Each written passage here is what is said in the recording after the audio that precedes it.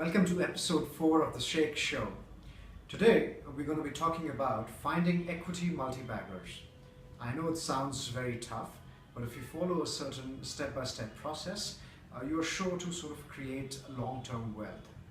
So first step, identify an industry which will witness an explosion of growth. So what you have to do is remember 1999, IT industry, huge growth rates. 2003, 2004, the real estate and infrastructure industry, huge growth rates. 2009, 2010, the IT and the pharma industry, again, huge explosion of growth rates for 4 or 5 years. So you've got to anticipate an industry which will witness a change and create a larger business potential for that category, and is at an inflection point.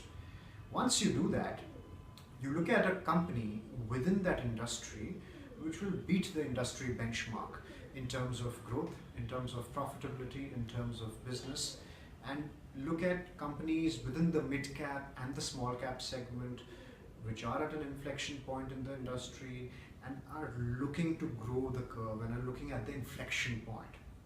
But before you do that, there's another important attribute is in relation to financial ratios.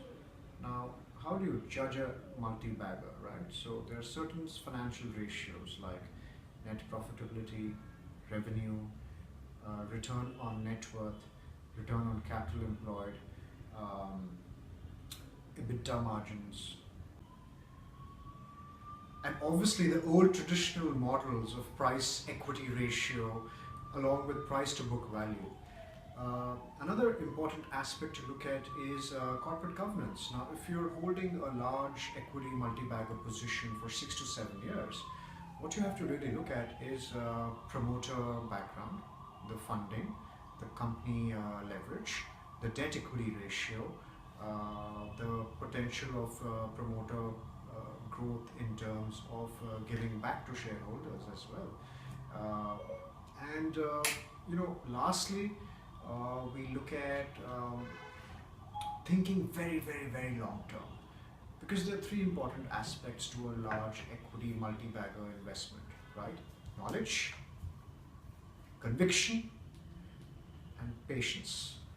Knowledge, because the business can undergo changes, the dynamics of the industry can change, and you need to be sort of very knowledgeable about the category, about the business and the industry.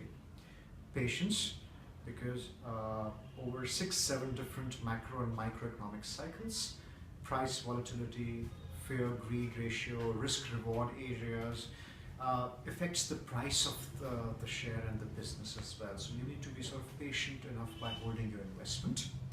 And the third thing is conviction, because economic cycles, market cycles, business cycles are dynamic. There's a lot of media noise, price volatility. So you have to sort of be convinced about your investment and hold it for the long term, and at least 6 to 7 years to be able to create a great multi-bagger for your portfolio. So thank you for joining me on episode 4 of the Shake Show, and I hope this was helpful.